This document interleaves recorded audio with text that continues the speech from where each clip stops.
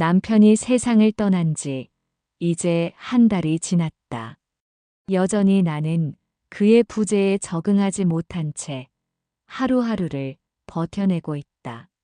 저녁 식탁에 혼자 앉아 있으면 문득 현관문이 딸깍 열리고 남편이 다녀왔어 하며 들어올 것만 같다. 그의 발걸음 소리가, 가방 놓는 소리가 환청처럼 들려온다. 하지만 그날 이후 현관문은 영영 조용하다. 죽음은 너무도 갑작스러웠다. 퇴근하고 돌아온 남편은 평소와 다름없이 저녁을 먹고 소파에 앉아 뉴스를 보고 있었다. 오늘따라 좀 피곤하다는 말을 남기고 눈을 감았다. 처음엔 그대로 잠든 줄 알았다. 어깨를 가볍게 흔들어도 깨지 않길래 그제야 이상함을 느꼈다. 맥박을 짚어보니 없었다. 손목이, 목이 차갑게 식어가고 있었다. 119에 신고하고 병원으로 옮겼지만 응급실 의사는 짧게 고개를 저었다. 심장마비입니다. 이미 늦었습니다. 그 한마디로 모든 것이 끝이었다. 담배를 끊은 지 10년, 술도 거의 하지 않고 정기검진마다 양호 판정을 받던 사람이었다. 혈압도 정상, 혈당도 정상, 콜레스테롤 수치도 문제 없었다. 42살 건강한 남자가 갑자기 심장이 멈춘다는 게 말이 되나? 나는 아직도 그 말을 온전히 받아들일 수 없다. 장례를 치르고 한 달 동안 멍하니 집안을 배회했다. 남편의 옷가지를 정리하다가도 울고 그가 즐겨 마시던 커피 향을 맡으면서도 울었다. 친구들과 친척들이 번갈아가며 찾아와 위로했지만 모든 말이 공허하게 들렸다. 그런데 며칠 뒤 예상치 못한 서류 하나가 내 앞에 떨어졌다. 김진수님 사망보험금 지급 안내. 보험회사에서 온 우편물이었다. 남편이 가입한 보험은 내가 수익자인 걸로 알고 있었다. 그가 직접 말했으니까. 혹시 모르니까 연히 내 이름으로 해놨어. 나한테 무슨 일 생기면 내가 살아가는데 도움이 될 거야. 결혼 초기 그가 첫 보험에 가입할 때 한 말이다. 그 말을 들었을 땐 마음이 든든했다. 그런데 봉투를 열어보니 내가 모르는 생명보험이 2개 더 있었다. 더 이상한 건 그 수익자가 내가 아니라 다른 사람이었다는 것. 김미영. 두 보험의 수익자는 남편의 여동생이었다. 뭔가 찜찜한 기분이 들었다. 왜 나에게 말하지 않았을까? 미영을 수익자로 지정한 이유가 뭘까? 그것도 2개나.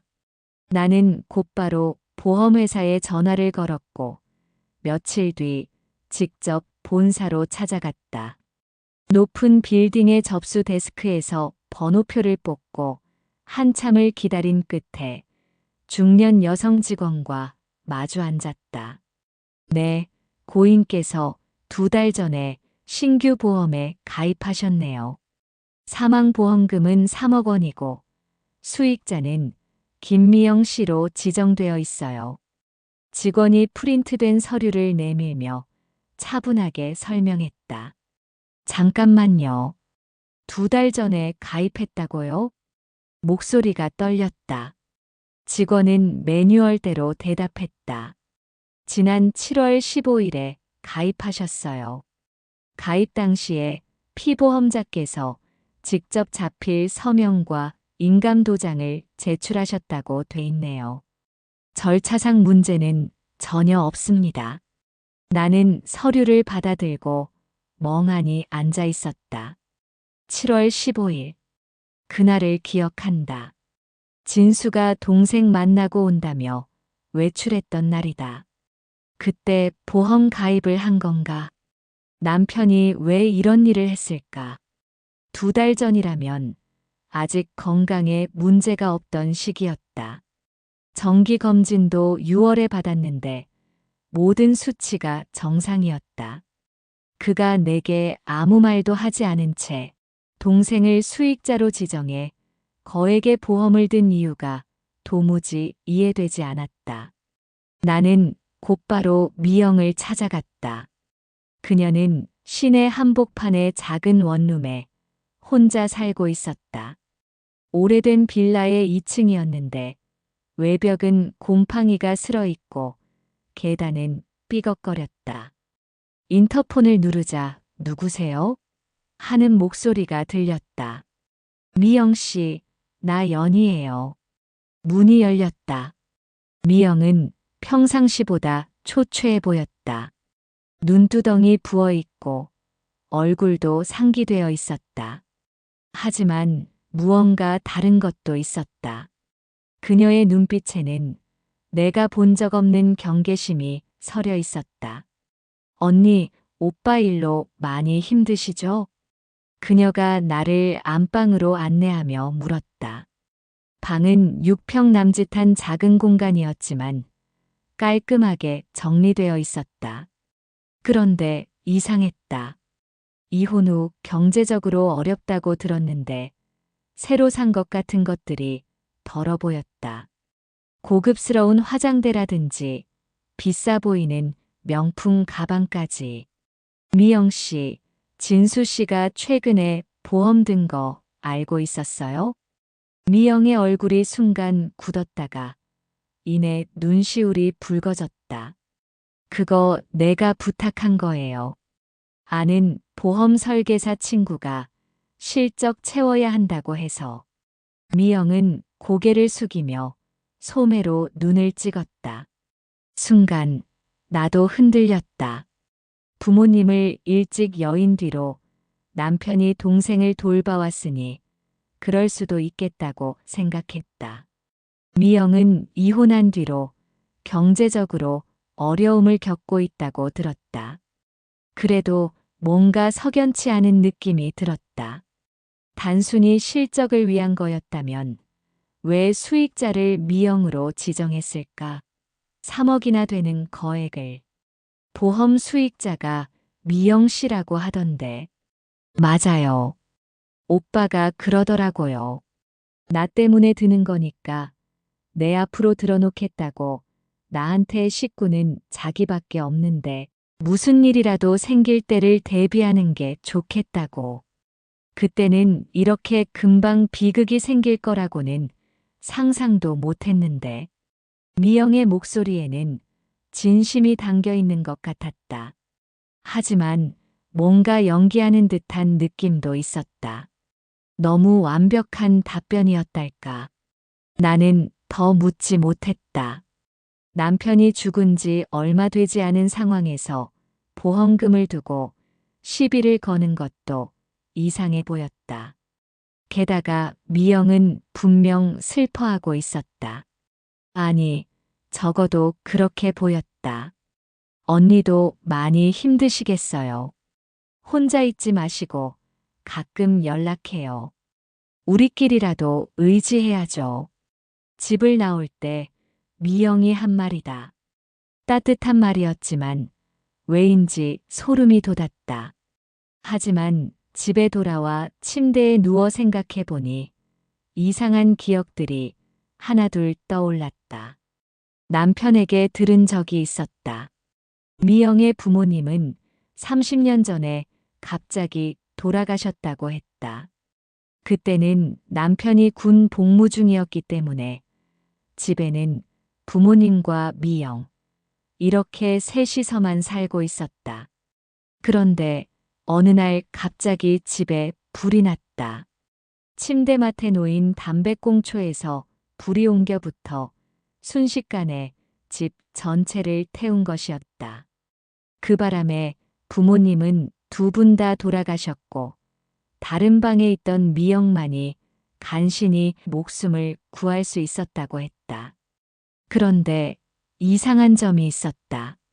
당시 아버님은 담배를 끊은 지 5년도 넘은 때라 집안에 누구도 담배를 피울 사람이 없다는 것이었다.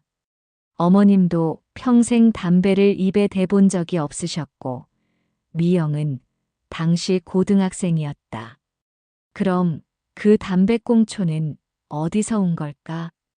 또 이런 일이 있었다. 미영의 남편은 10년 전에 등산을 갔다가 실족사했다. 38이라는 젊은 나이에 갑자기 죽은 것이었다. 연구원이었던 그는 평소 산행을 즐기지 않는 사람이었는데 어쩌다 오른 산에서 변을 당했다고 한다. 더 이상한 건 그가 혼자 산에 간 것도 아니었다는 점이다. 미영과 함께 갔지만 그녀는 컨디션이 안 좋다며 중간에 내려와서 차 안에서 기다리고 있었다고 했다. 그뿐만이 아니다. 5년 전에는 미영이 동거하던 남자친구가 교통사고로 죽었다. 새벽에 술에 취해서 혼자 운전하다가 전봇대를 들이받은 사고였다. 하지만 그 남자는 평소에 술을 거의 마시지 않는 사람이었다. 주변 사람들이 모두 놀랄 정도로 금주가였다고 들었다. 그리고 이제 미영의 오빠, 즉, 내 남편까지 급작스럽게 죽었다. 미영의 주위에는 유난히 죽음이 많았다. 이 모든 게 그저 우연일까? 아니면 문득 나는 온몸이 오싹해졌다. 하지만 동시에 내 자신이 의심스럽기도 했다. 남편을 잃은 슬픔 때문에 정상적인 판단력을 잃은 건 아닐까? 무고한 사람을 의심하고 있는 건 아닐까? 그날 나는 뜬 눈으로 밤을 새웠다. 창밖으로 보이는 가로등 불빛이 흔들리는 것조차 불안했다. 남편의 죽음이 단순한 심장마비가 아닐지도 모른다는 생각이 머릿속을 맴돌았다. 증거는 없다. 하지만 의심은 점점 짙어져만 갔다. 나는 이제 더 이상 슬픔에 젖어 멍하니 있는 미망인이 아니었다. 진실을 파헤치겠다고 그날 밤 다짐했다. 며칠 후 나는 새로운 사실을 알게 되었다. 미영에게 새 남자친구가 생겼다는 소식이었다.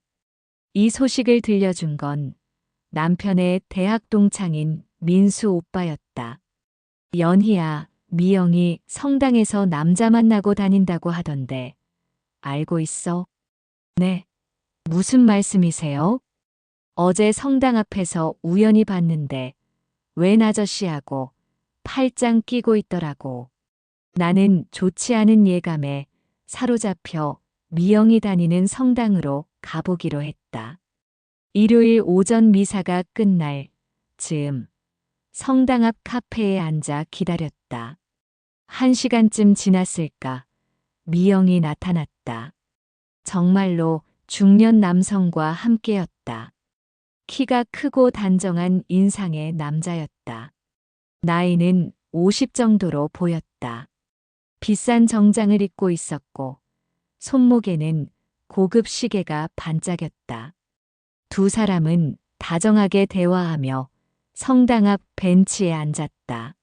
미영의 표정이 달랐다.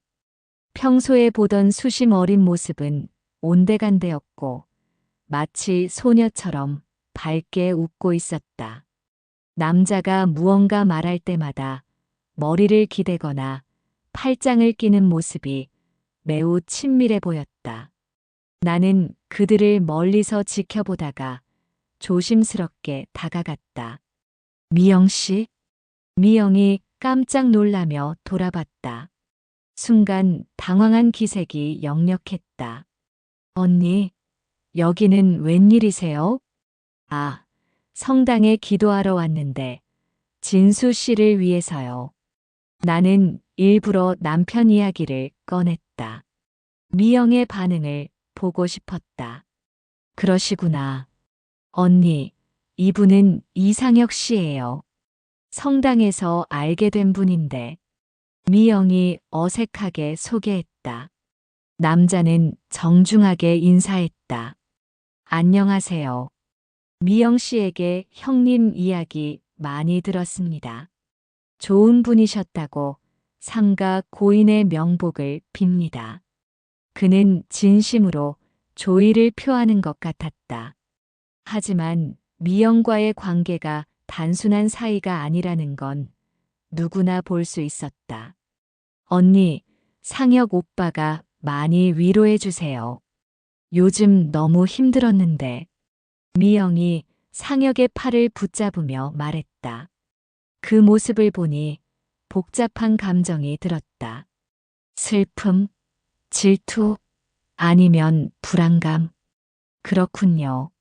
좋은 분을 만나셔서 다행이에요. 나는 애써 미소를 지으며 말했다. 그럼 저는 이만. 언니, 잠깐만요. 집으로 돌아가려는 나를 미영이 붙잡았다. 상혁 오빠, 먼저 가 계세요. 언니랑 할 얘기가 있어서. 상혁이 떠나고 나자 미영이 내게 다가왔다. 언니, 오빠가 돌아가신 지 얼마 안 됐는데 이런 모습 보여드려서 죄송해요. 하지만 저도 너무 힘들어서. 괜찮아요. 이해해요. 상혁 오빠는 정말 좋은 분이에요. 아내를 몇 년 전에 여의고 혼자 지내시다가 성당에서 만났거든요. 저처럼 힘든 일을 겪어봐서 제 마음을 잘 알아주세요. 미영의 설명을 들으니 더욱 불안해졌다. 또 다른 희생양이 나타난 건 아닐까? 그날 저녁 나는 민수 오빠에게 전화를 걸었다. 민수 오빠, 미영 씨가 만나는 그 남자에 대해 좀 더 알아볼 수 있을까? 왜? 무슨 일이야? 나는 내 의심을 털어놓을 수는 없었다. 아직은 추측에 불과했으니까. 그냥 미영 씨가 좋은 사람 만나는지 걱정이 돼서. 나이 먹으니까 오지랖만 늘어서. 아, 그럴 수 있지. 기다려봐. 알아봐 줄게. 며칠 후 민수 오빠가 알아낸 정보는 이러했다. 이상혁, 52세. 중소기업 운영. 사업체는 제조업 관련이고 꽤 안정적인 편. 3년 전에 아내와 사별. 자녀는 대학생 아들 하나로 현재는 미국 유학 중. 경제적으로는 꽤 여유가 있는 편이고 성실한 사람으로 알려져 있다. 겉으로 보기엔 문제될 게 없는 사람이었다. 오히려 미영에게는 더할 나위 없는 조건의 남자였다. 하지만 나는 더욱 불안했다. 경제적으로 여유가 있다는 것, 생명보험에 가입했을 가능성이 높다는 것, 그리고 미영이 그를 좋아한다는 것. 모든 조건이 완벽하지 않은가. 나는 직접 상혁을 만나봐야겠다고 결심했다. 상혁의 회사를 찾는 것은 어렵지 않았다. 전해들은 정보로 주소까지 확인할 수 있었다. 인덕원 공단에 있는 조그만 공장이었는데 간판에는 대한정밀이라고 적혀 있었다. 사무실에서 상혁을 만났다. 처음 보는 나를 경계하는 눈빛이었다. 실례지만 어떻게 오신? 저는 김미영 씨 시누이 되는 사람입니다. 일전에 성당에서 뵈었었죠? 상혁의 표정이 달라졌다. 당황스러우면서도 미안한 기색이 역력했다. 아, 기억이 납니다. 미영 씨한테서 얘기 들었습니다. 남편분이 정말 갑작스럽게 상가 고인의 명복을 빕니다. 감사합니다. 사실은 상혁 씨한테 드리고 싶은 말이 있어서 왔어요. 나는 주변을 둘러봤다. 직원들이 일하고 있었지만 우리 대화를 들을 수 있는 거리였다. 조금 조용한 곳에서 얘기할 수 있을까요? 중요한 말씀이 있어서요. 상혁이 나를 별도의 회의실로 안내했다. 작은 테이블과 의자 몇 개가 전부인 소박한 공간이었다. 뭔가 심각한 얘기인 것 같은데요. 상혁이 조심스럽게 말했다. 네, 좀 어려운 얘기입니다. 혹시 미영 씨와 만나신 뒤로 이상한 점은 없으셨나요? 이상한 점이라고 하시면 예를 들어 보험 얘기라든지. 상혁의 얼굴이 굳었다. 마치 제대로 맞은 것 같은 표정이었다. 어떻게 아셨죠? 역시 그랬다. 나는 가슴이 철렁했다. 정말 보험 얘기를 했나요? 내 친구 중에 보험 설계사가 있다고 하면서 제가 가입한 보험들을 한번 점검해 보자고 하더라고요. 그리고 새로 나온 상품도 하나 권하고 있어요. 혹시 그 보험의 수익자를 미영 씨로 하자고 했나요? 상혁이 깜짝 놀라며 나를 쳐다봤다. 그것까지 어떻게? 정말 그런 얘기를 했습니다.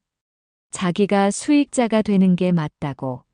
나중에 결혼하면 어차피 한 가족이 될 텐데 미리 그렇게 해놓자고. 나는 숨이 막혔다. 정말 같은 패턴이었다. 상혁 씨, 제가 미친 소리를 하는 것 같겠지만 절대로 그 보험에 가입하시면 안 됩니다. 왜죠? 미영 씨 주변에서 너무 많은 사람이 죽었어요. 나는 미영의 가족사와 주변 인물들의 죽음에 대해 차근차근 설명했다. 부모님의 화재 사고, 전 남편의 등산 사고, 동거남의 교통사고, 그리고 내 남편의 급작스러운 심장마비까지. 모두 겉으로는 사고나 자연사로 보이지만 한 가지 공통점이 있어요. 모두 미영 씨가 보험금이나 유산을 받을 수 있는 사람들이었다는 거죠. 상혁은 말없이 내 이야기를 들었다. 처음엔 믿기 어렵다는 표정이었지만 점점 진지해졌다. 그런데 증거가 있나요? 정말 미영 씨가 그런 일을 했다는. 지금으로서는 없어요. 하지만 너무 많은 우연이 겹쳤다고 생각하지 않으세요? 그리고 제 남편도 정말 건강한 사람이었거든요. 상혁이 깊은 한숨을 내쉬었다. 사실 저도 조금 이상하다고 생각했어요. 만난 지 얼마 안 됐는데 보험 얘기를 하는 것도 그렇고 그래도 설마 그런 일까지는. 상혁 씨, 저는 정말 심각하게 말씀드리는 거예요. 만약에, 정말 만약에 제 추측이 맞다면 당신이 위험할 수 있어요. 그럼 어떻게 해야 하죠? 일단 보험 가입은 절대 하지 마세요. 그리고 가능하면 미영 씨와의 관계도 정리하시는 게. 하지만 정말 좋은 사람인데 저를 많이 위로해주고 진심으로 대해주는 것 같거든요. 상혁의 말을 듣고 나는 더욱 안타까웠다. 미영이 얼마나 능숙하게 사람들을 현혹시키는지 알 수 있었다. 상혁 씨, 연쇄살인범들의 특징이 뭔지 아세요? 겉으로는 정말 매력적이고 호감 가는 사람들이에요. 그래야 피해자들이 경계를 늦추니까요. 내 말에 상혁이 움찔했다. 정말 그렇게 생각하세요? 제가 확신하는 건 아니에요. 하지만 조심하시는 게 좋을 것 같아요. 혹시 미영 씨가 당신에게 음식을 해주거나 약을 권한 적이 있나요? 음식은 한두 번 도시락을 싸줬어요. 그리고 며칠 전에는 몸이 안 좋다고 하니까 종합 비타민을 사다 줬고요. 그런 것들 드셨어요? 네, 당연히. 왜요? 나는 불안해졌다. 이미 뭔가 시작된 건 아닐까? 상혁 씨, 정말 조심하세요. 그리고 혹시 몸에 이상이 생기면 즉시 병원에 가시고 저한테도 연락 주세요. 나는 연락처를 적어줬다. 미안하지만 이 얘기는 미영 씨한테 하지 마세요. 만약에 제 추측이 맞다면. 알겠습니다. 하지만 정말 믿기지가 않네요. 그렇게 순수해 보이는 사람이. 저도 그랬어요. 처음에는 말이 안 된다고 생각했어요. 하지만 생각하면 할수록 의심이. 상혁과 헤어지면서 나는 복잡한 심정이었다. 그가 내 말을 얼마나 진지하게 받아들일지 확신할 수 없었다.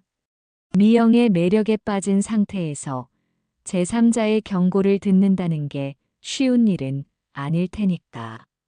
하지만 적어도 씨앗은 뿌렸다. 이제 상혁이 어떤 선택을 할지는 그에게 달려 있었다. 집에 돌아와서 나는 곰곰이 생각해 봤다. 만약 정말 미영이 연쇄살인을 저지르고 있다면 내가 상혁에게 경고한 일이 알려질 경우 어떻게 될까? 미영이 더 조심스럽게 행동할 수도 있고 아니면 더 빨리 행동에 옮길 수도 있다. 어떤 경우든 위험했다. 하지만 가만히 있을 수는 없었다. 그날 밤 나는 미영에게 전화가 올 줄 알았다. 하지만 전화는 오지 않았다. 오히려 더 불안했다. 며칠 후 상혁에게서 연락이 왔다. 목소리가 떨리고 있었다. 연희 씨, 말씀하신 대로 됐어요. 무슨 말씀이세요? 보험 가입하라는 얘기를 또 들었어요. 이번에는 정말 강하게 밀어붙이더라고요. 나는 가슴이 철렁했다. 어떻게 말했어요? 처음에는 거절했어요. 당분간 보험은 생각하고 싶지 않다고. 그런데 미영 씨가 갑자기 화를 내면서 자기를 믿지 않느냐고, 결혼할 생각이 없느냐고 따졌어요. 그래서요? 결국 생각해 보겠다고 했는데 오늘 또 연락이 와서 자기가 보험료를 대신 내주겠다고까지 하더라고요. 그렇게까지 나오니까 더 이상 거절하기가 어려워서 상혁의 목소리에는 당혹감이 역력했다. 상혁 씨, 절대 가입하시면 안 돼요. 핑계를 대서라도. 그런데 어떤 핑계를 대야 할지 모르겠어요. 이미 의심하고 있다는 티를 너무 많이 낸 것 같기도 하고. 나는 잠깐 생각했다. 이 상황에서는 오히려 다른 전략이 필요할 것 같았다. 상혁 씨, 차라리 가입하세요. 네. 하지만 조건이 있어요. 제가 도와드릴게요. 나는 상혁에게 만나자고 했다. 전화로는 할 수 없는 얘기였다. 그날 저녁 상혁의 집에서 만났다. 그는 40평 정도 되는 아파트에 혼자 살고 있었다. 거실에는 돌아가신 부인의 사진이 놓여 있었고 전체적으로 정돈되어 있지만 어딘지 쓸쓸한 느낌이었다. 연희 씨, 정말 보험에 가입하라는 거예요? 네, 하지만 우리가 확실히 대비를 해야 해요. 나는 가방에서 작은 상자를 꺼냈다. 이게 뭐예요? 홈캠이에요. 인터넷에서 주문했어요. 상혁이 놀란 표정으로 나를 봤다. 설마 우리 집에 카메라를? 네, 미영 씨가 여기 올 때마다 모든 걸 녹화해야 해요. 그래야 증거를 잡을 수 있어요. 하지만 이건 불법 아닌가요? 자신의 집에 설치하는 건 문제 없어요. 그리고 생명이 걸린 문제잖아요. 상혁은 망설였지만 결국 동의했다. 우리는 거실과 주방, 침실에 작은 카메라들을 설치했다. 최대한 눈에 띄지 않는 곳에 숨겨놓았다. 이제 미영 씨가 오시면 즉시 녹화를 시작하시고 저한테 연락 주세요. 제가 실시간으로 모니터링 할게요. 정말 이런 일이 필요한 건가요? 아직도 믿기지가 않네요. 저도 틀렸으면 좋겠어요. 하지만 만약에 맞다면 그때 상혁의 휴대폰이 울렸다. 문자였다. 미영 씨예요. 내일 저녁에 온다고 하네요. 좋아요. 내일이 첫 번째 테스트가 되겠네요. 집에 돌아와서 나는 노트북으로 홈캠 앱을 설치했다. 상혁의 집 내부가 화면에 선명하게 나타났다. 이상한 기분이었다. 누군가의 사생활을 감시한다는 게 편하지는 않았지만 다른 방법이 없었다. 다음 날 저녁 7시쯤 상혁에게서 연락이 왔다. 미영 씨가 왔어요. 지금 녹화 시작합니다. 나는 노트북 앞에 앉아 화면을 주시했다. 미영이 현관문으로 들어오는 것이 보였다. 그런데 이번엔 혼자가 아니었다. 정장을 입은 중년 남성이 함께 왔다. 상혁 씨 약속한 대로 보험 설계사랑 같이 왔어요. 보험관리사와 함께 와서 보험에 가입하는 과정이 화면에 고스란히 찍혔다. 미영은 적극적으로 나서서 상혁을 설득했고 서류 작성을 도왔다. 수익자란에 자신의 이름을 또박또박 적는 모습까지 선명하게 보였다. 이제 우리 정말 한 가족이 된 것 같아요. 서류 작성을 마친 미영이 상혁의 팔에 매달리며 말했다. 뿌듯해하는 표정이었다. 그 이후로 미영은 주말마다 상혁의 집에 찾아왔다. 나는 모니터 앞을 떠나지도 못한 채 둘을 감시해야 했다. 언제 무슨 일이 일어날지 모르니까. 홈캠을 설치한 지 2달가량 지난 어느 날이었다. 미영이 평소보다 큰 쇼핑백을 가져왔다. 한약방에서 지어온 한약첩이에요. 아는 분 중에 한의사가 있어서 특별히 좋은 걸로 받아왔어요. 몸에 좋은 보약이에요. 고마워요. 그런데 보약까지 해올 필요가. 요즘 피곤해 보이던데 이거 드시면 기력이 좋아질 거예요. 두 사람은 소파에 앉아 대화를 나눴다. 평범한 연인들의 모습이었다. 미영은 부엌에서 보약을 끓이더니 상혁에게 따라주며 다정하게 굴었다. 어서 들어요. 뜨거울 때 먹어야 효과가 좋다던데. 화면으로 이 장면을 확인한 나는 다급히 상혁에게 전화했다. 무슨 핑계를 대서라도 먹지 말라고 말했다. 전화를 끊은 뒤 상혁은 미영의 요구를 거절하려고 했지만 마땅히 댈 핑계가 없자 마지못해 내 얘기를 털어놓았다. 사실 최연희 씨가 조심하라고 했어요. 최연희? 우리 새언니? 뭘 조심하라고 했는데요? 미영 씨 오빠가 석연치 않게 죽었다고요. 부모님도 그렇고 전 남편도 그랬다고. 그래서 조심하라고요.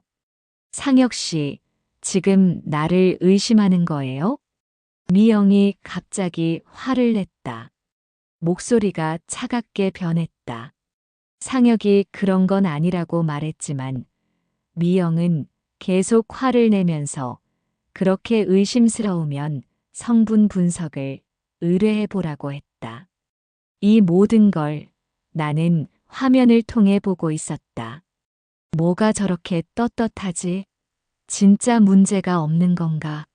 상혁이 조심스럽게 말했다.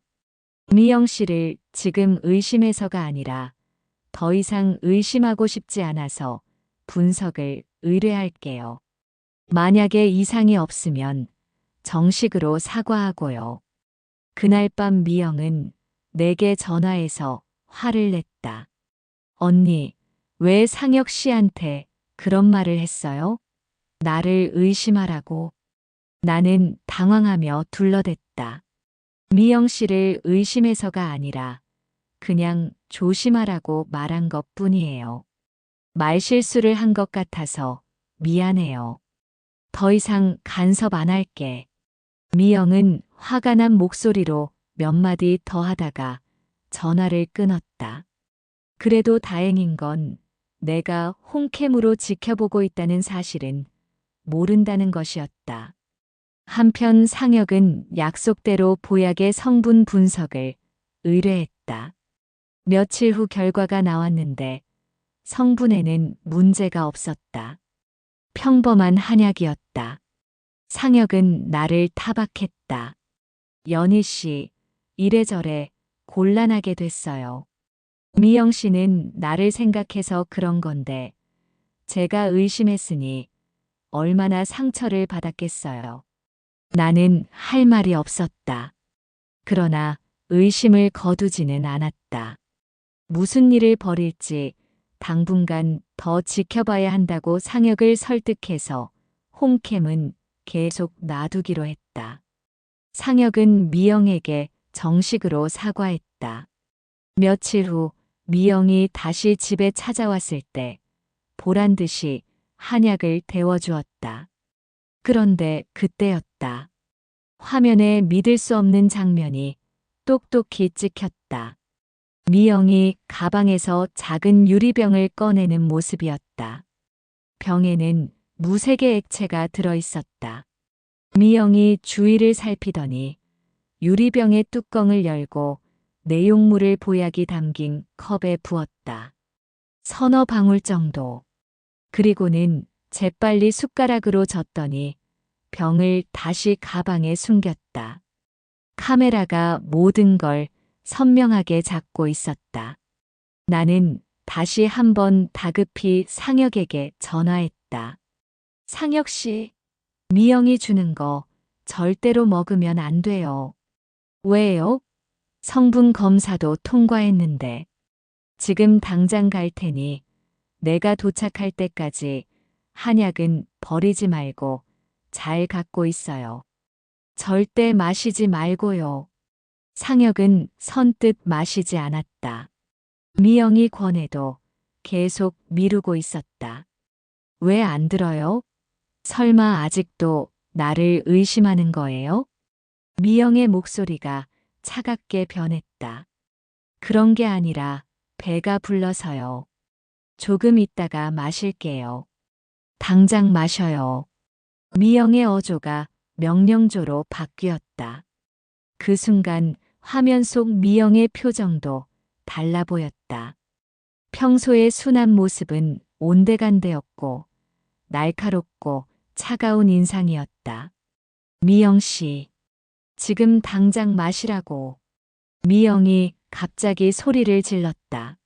상혁이 놀라며 뒤로 물러났다. 왜 이래요? 갑자기.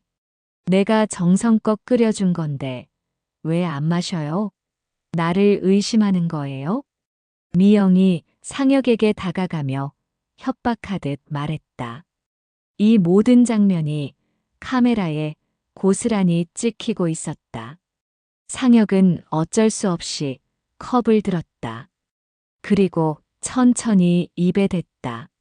상혁이 한약을 한 모금 마시는 것이 화면에 보였다. 미영은 만족한 표정으로 미소를 지었다. 그리고는 남김없이 다 비워요 라고 말하며 상혁을 재촉했다. 나는 차를 몰고 가는 중에 급히 구급차를 불렀다. 경찰에도 연락했다. 사람이 죽을지도 모른다고 말했다. 상혁은 보약을 반쯤 마신 후 갑자기 괴로워하기 시작했다. 얼굴이 창백해지더니 숨을 헐떡였다. 상혁 씨, 왜 그래요? 괜찮아요? 미영이 놀란 척 연기했지만 나는 화면으로 그녀의 진짜 표정을 봤다. 전혀 놀란 것 같지 않았다. 오히려 예상한 일이라는 듯 침착했다.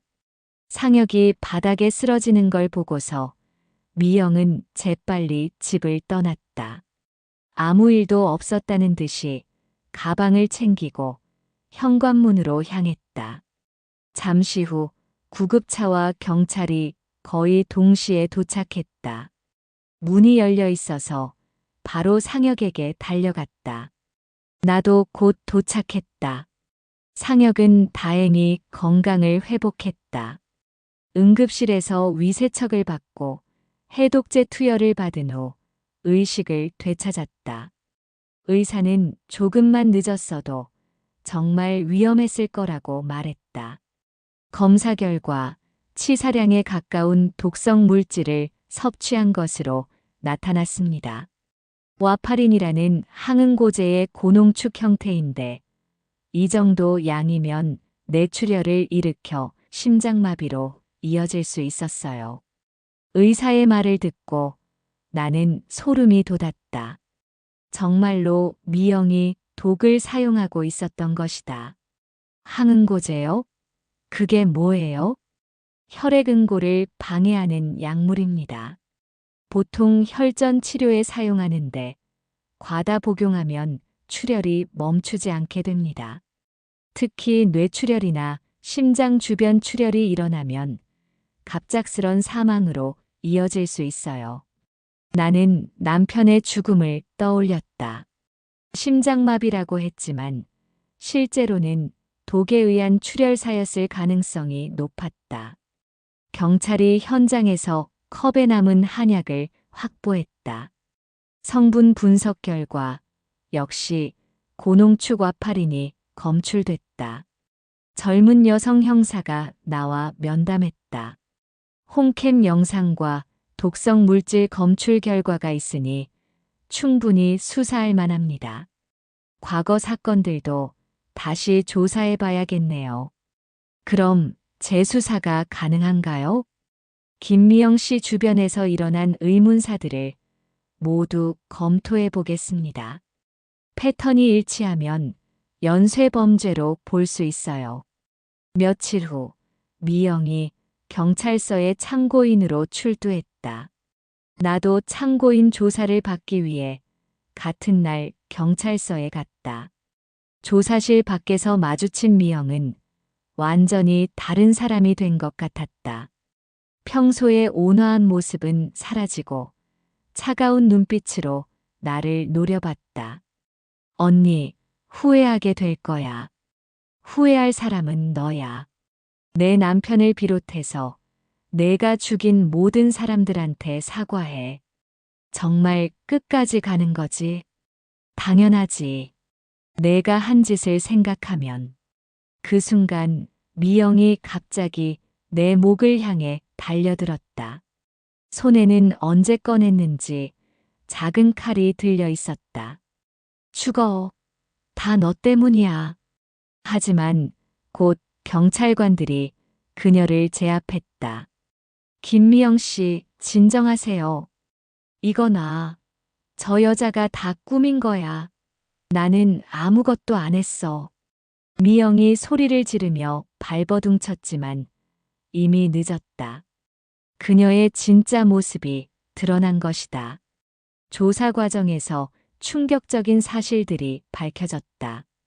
미영의 집에서 와파린과 다른 독성 물질들이 발견됐다. 인터넷 주문 내역을 보니 항응고제뿐만 아니라 여러 가지 약물을 구입한 흔적이 있었다. 더 놀라운 건 그녀의 컴퓨터에서 발견된 파일들이었다. 타겟 리스트라는 제목의 문서에는 그동안 죽은 사람들의 이름과 보험금 액수, 그리고 사용한 방법들이 자세히 기록되어 있었다. 부모님과 남편, 남자친구에 이어 내 남편까지. 미영은 계획적으로 연쇄살인을 저질러 왔던 것이다. 도대체 왜 이런 짓을 했나요? 경찰이 취조해서 물었다. 돈이 필요했어요. 갖고 싶은 걸 사고 먹고 싶은 걸 먹으려면 돈이 들잖아요. 그래서 쉬운 방법을 찾은 것 뿐이에요. 그래서 가족들을 죽였다고요? 가족이 뭐 별건가. 나 아니면 다 남이지 뭐. 미영의 말을 듣고 있으니 소름이 돋았다. 어떻게 사람이 이렇게 냉혹할 수 있을까? 상혁 씨는요? 그분도 당신을 진심으로 좋아했던 것 같은데. 좋아했다고요? 그냥 외로워서 붙어 있던 거죠. 남자들은 다 똑같아요. 어차피 나중에 질릴 텐데 그 전에 이용하는 게 낫지. 미영에게는 인간에 대한 최소한의 애정조차 없었다. 모든 사람을 돈을 얻기 위한 수단으로만 생각하고 있었다. 과거 사건들에 대한 재수사도 시작됐다. 부모님의 화재 사건도, 남편의 등산 사고도, 남자친구의 교통사고도 모두 배후에 미영이 있었음이 밝혀졌다. 재판이 시작됐다. 언론에서는 연일 보험금 연쇄살인마라는 제목으로 보도했다. 미영의 사진이 신문 일면을 장식했고 그녀의 과거와 범행 수법이 자세히 분석됐다. 법정에 선 미영은 여전히 자신의 무죄를 주장했다. 저는 아무것도 하지 않았습니다. 모든 게 우연의 일치일 뿐이에요. 하지만 증거는 압도적이었다. 홈캠 영상, 독성 물질 검출 결과, 컴퓨터에서 발견된 범행 계획서, 그리고 과거 사건들의 재수사 결과까지. 검사는 미영을 향해 엄중하게 말했다. 피고인은 15년 동안 계획적이고 치밀하게 연쇄살인을 저질렀습니다. 피해자는 총 4명이고 미수는 1명입니다. 모든 범행이 보험금이나 유산을 노린 것으로 극도로 이기적이고 잔혹한 범죄입니다. 변호사는 미영의 어려운 성장 환경과 정신적 문제를 들어 선처를 호소했지만 재판부는 받아들이지 않았다. 피고인의 범행은 계획적이고 지능적이었으며 반성의 기미도 보이지 않습니다. 더욱이 가족들까지 희생시킨 점은 용서받을 수 없습니다. 1심 판결에서 미영은 무기징역을 선고받았다. 사형을 구형했지만 현행법상 무기징역이 최고형이었다.